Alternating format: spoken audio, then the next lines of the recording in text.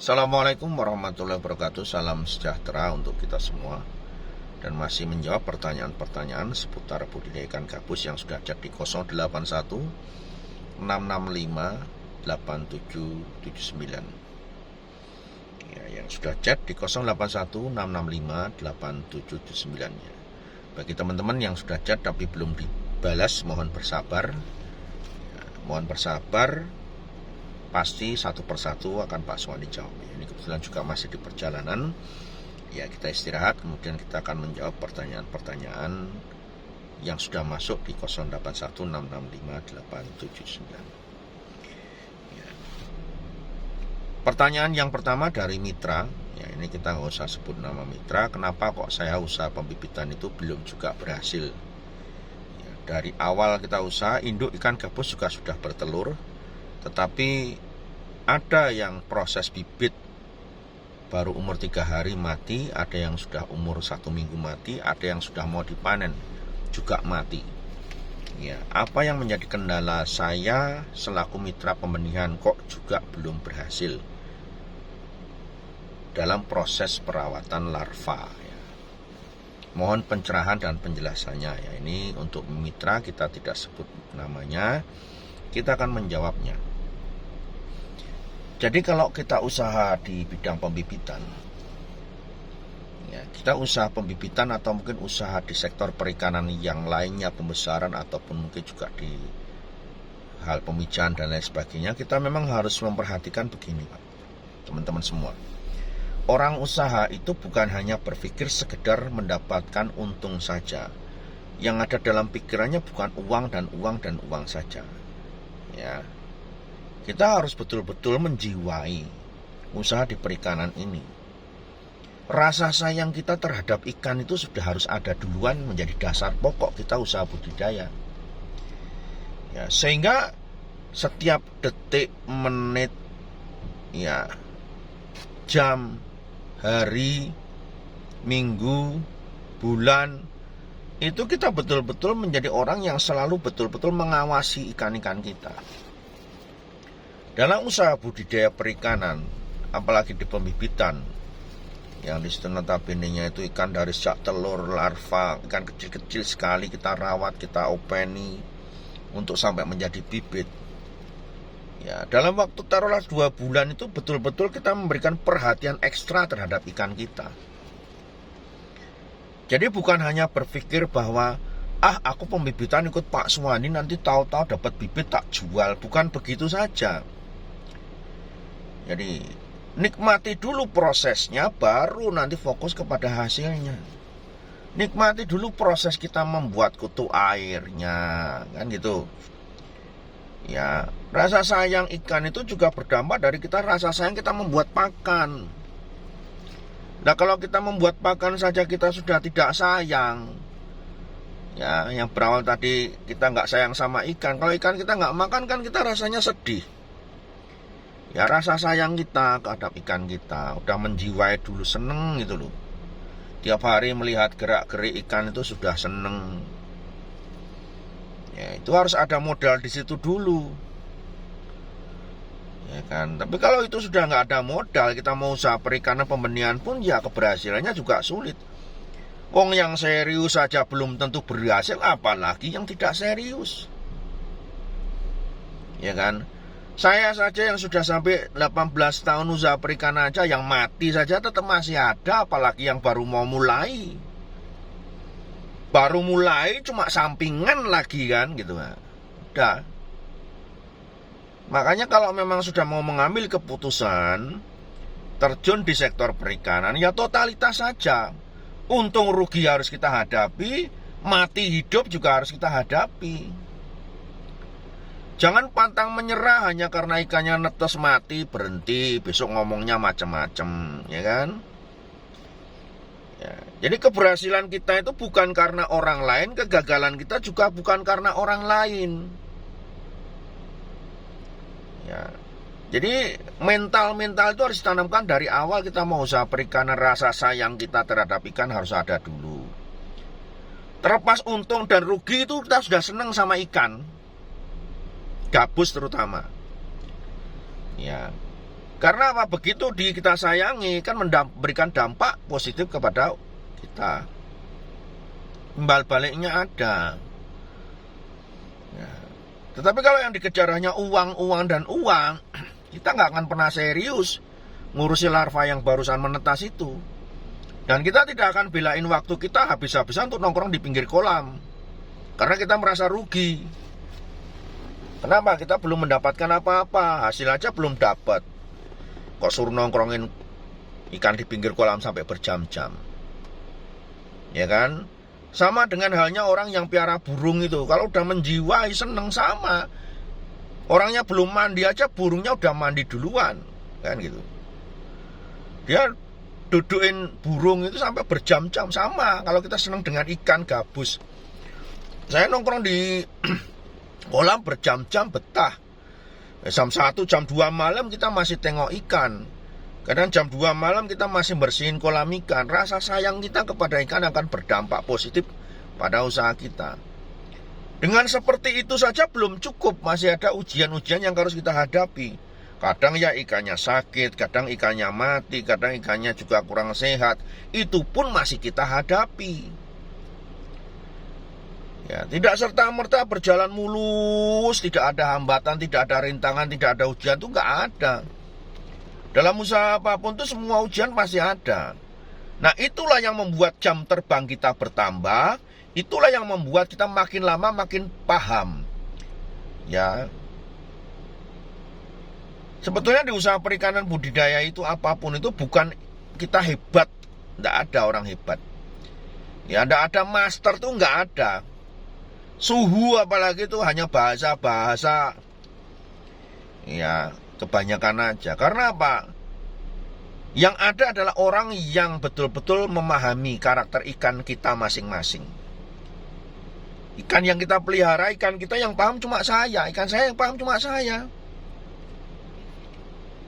Anda juga begitu sudah membelikan dari sini, Anda pahami ikan yang Anda pelihara di tempat Anda. Ya kan? Suhu tempat berpengaruh pada budidaya ikan.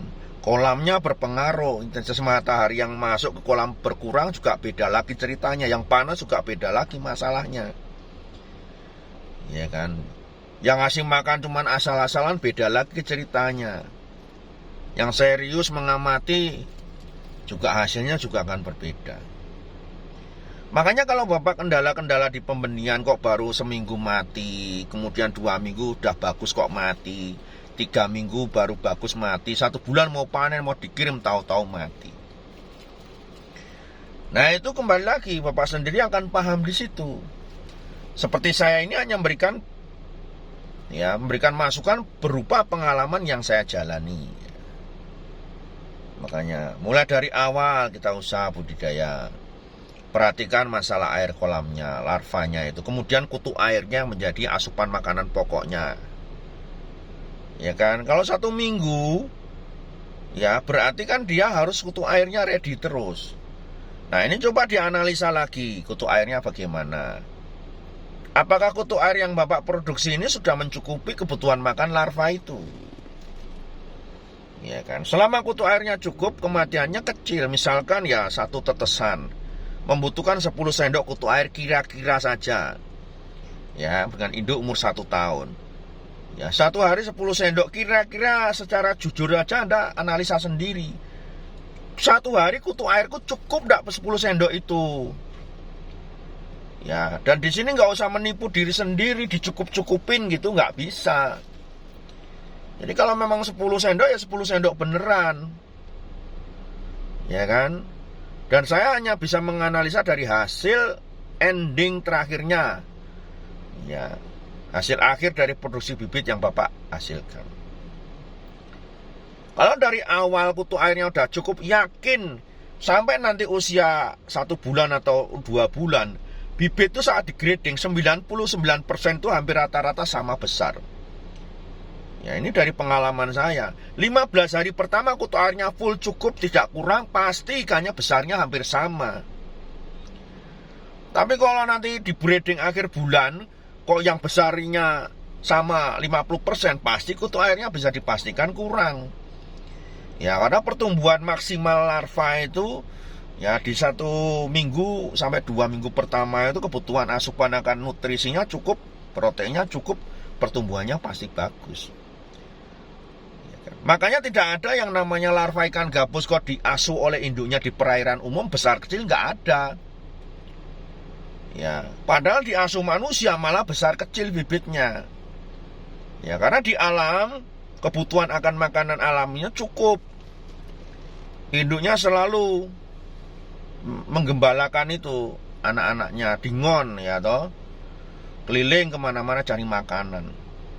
Makanya besarnya hampir sama semua, tidak ada yang besar kecil. Tetapi begitu dirawat oleh manusia, ikannya jadi besar kecil. Ya. Karena apa? Kita tidak bisa menjadi induknya gabus dengan sebaik mungkin. Ya kan? Ngasih makanan kutu air aja 1 hari cuma 1 sendok, lagi mana ikannya mau besar. Nah, yang dibutuhkan di sini adalah konsistensi kita sebagai seorang pengusaha budidaya. Jarang orang yang mau konsisten. Ya, konsisten itu berat. Manakala ada masalah biasanya sudah guling, ya kan? Baru netesin bibit gabus 1 kali netes mati, berhenti. Ya kan? 1 bulan mau kirim ikan, udah mau panen pertama mati, besok berhenti, ngomelnya macem-macem. Nah, konsisten ini yang penting ada dalam diri kita. Besok kalau bibit gabusnya sudah kurang laku, berhenti, ganti yang lain. Nah,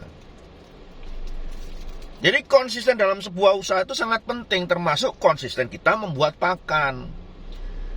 Kalau orang sudah usaha budidaya pembibitan, ada larva, terus bikin kutu air terus, bikin terus. Kalau banyak masukkan freezer untuk cadangan makanan. Kan gitu ya. Nah, ini yang tidak banyak dimiliki oleh para teman-teman mitra usaha budidaya, termasuk mitra dari kami, dari JV Minahjaya Lestari. Begitu ada promosi kemitraan pembenihan, berbondong-bondong ikut kemitraan. Yang ada adalah pikirannya uang dan uang saja. Ya, netes sekian, dapat sekian. Itu dapat 30 juta, dapat, wah, bayangkan seneng-seneng aja dulu. Tapi begitu suruh bikin kutu air, masalahnya banyak-banyak, alasannya macam-macam. Ya kan? Nggak bisa bikin kutu air, minta balik duit, mau induk mau dikembalikan. Ya kan, netes ke 2-3 kali mati, induk minta dikembalikan, minta tukar uang. Ya kan? Bibit mau dikirim sampai sini mati, belum dibayar, minta balik duit. Nah, macam-macam masalahnya. Ya, makanya apa? Konsisten dalam usaha itu penting. Dicari solusi dan masalahnya. Ya, ini pentingnya kita membangun sebuah usaha budidaya. Itu baru 1 minggu mati, coba kontrol kutu airnya. Kemudian kalau misalkan 2 minggu, ya sudah menginjak, sama masih masalah kutu air tadi cukup apa enggak. Kalau sudah 2 minggu mati kan masih di ring 15 hari tadi. Kutu airnya harus disiapkan. Sekarang kalau misalkan Bapak, Ibu, teman-teman pemirsa ataupun para mitra budidaya, Anda punya tetesan 5 tetesan.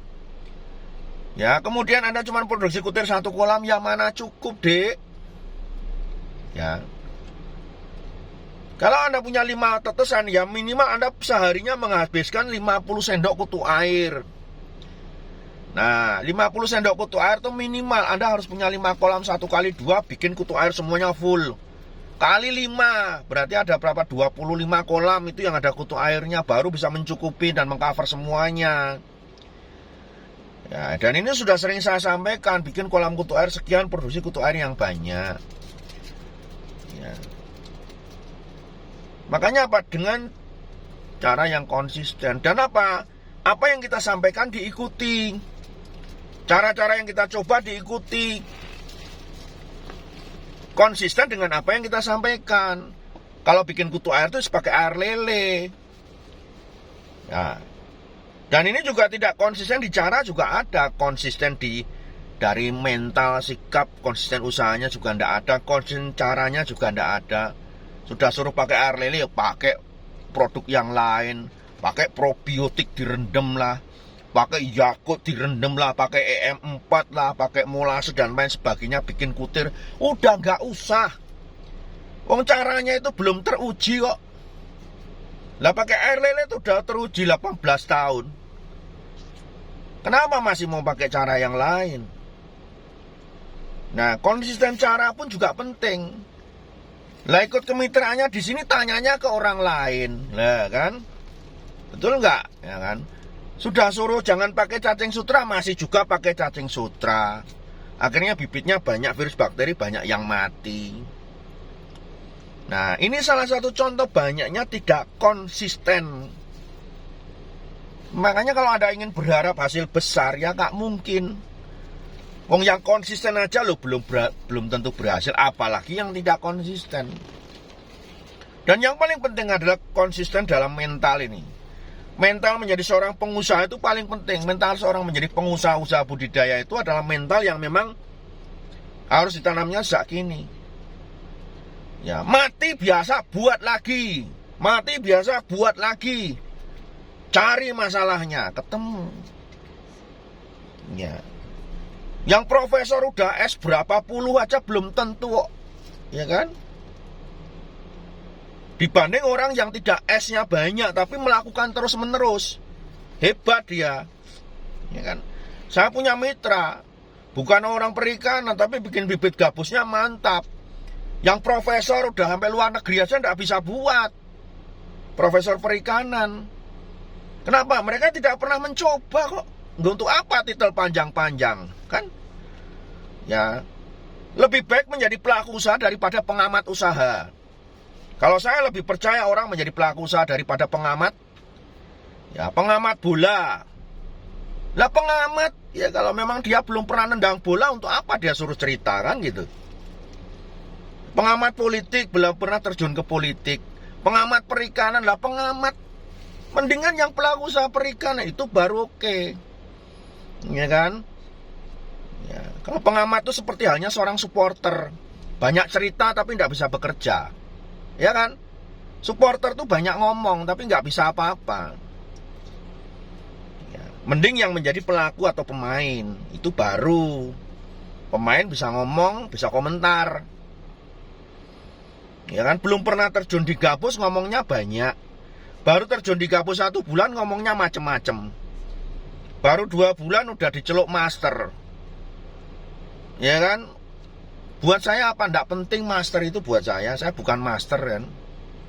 Yang penting adalah Anda menjadi seorang pelaku usaha budidaya. Itu diseriusi, dijalani dengan sebaik mungkin. Kalau Anda bermitra dengan kami, ya komunikasinya dengan kami, jangan kepada orang lain. Kita bikin tayangan YouTube ini adalah untuk mendidik berdasarkan pengalaman kita. Ya, kalau Anda mau lihat tayangan ini bermanfaat, tonton. Kalau enggak ya jangan. Ya. Ini yang ingin saya sampaikan kepada teman-teman dan mitra. 2 minggu mati, 3 minggu mati, 1 bulan mau bibit mati. Coba dipelajari terus. Cari masalahnya, cari solusinya. Ya. Dan tidak usah menyalahkan sana-sini. Wong kalau diturut semuanya itu kembali kepada Anda kok. Kembali kepada teman-teman mitra semuanya, bukan kepada orang lain. Tapi kalau hanya mencari kambing hitam, ya kesalahan pada saya. Ya, pada Pak Suwandi kesalahannya. Wah, itu dulu iming-imingnya manis-manis sekali, ternyata juga nggak jalan. Nah, kan gitu. Tetapi kalau mau dicari permasalahannya, kita fair aja, buka permasalahannya. Niat Anda apa? Kan gitu. Ya nggak, orang usaha itu kan juga tergantung niatnya juga. Nah dari awal cuma sudah niatnya hanya untuk sampingan. Ya sudah, namanya orang sampingan, ya rezeki kamu sampingan. Niatnya begitu. Ya kan? Dan masih nyambi sana sini pasti tidak fokus. Hasilnya tidak bisa. Saya rela korbankan semua usaha saya untuk saya tutup, kemudian saya terjun di gabus. Saya punya bengkelah, saya punya konter HP, jual beli motor, saya tutup semuanya, saya gantikan gabus. Itu baru namanya orang fokus. Tapi saya tidak menyuruh Anda untuk melepas pekerjaan Anda sekarang. Ini butuh sebuah keberanian mental yang luar biasa.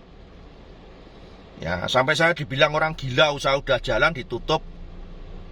Ini butuh sebuah mental. Ini membutuhkan sebuah keseriusan. Dan ini menunjukkan keberhasilan kita mengambil sebuah sikap. Mau apa saya? Ya karena usaha budidaya itu nggak bisa disambi-sambi Pak. Ya nggak bisa disambi-sambi kok. Nyambi ini, nyambi itu, nggak bisa. Ya kan? Kalau Anda pengen punya ikan banyak, jangan jadi pembudidaya. Kalau Anda pengen punya ikan banyak, jadi pedagang ikan. Di pasar banyak pilihannya. Ada tongkol, nila, bawal, tombro, semua harus ada.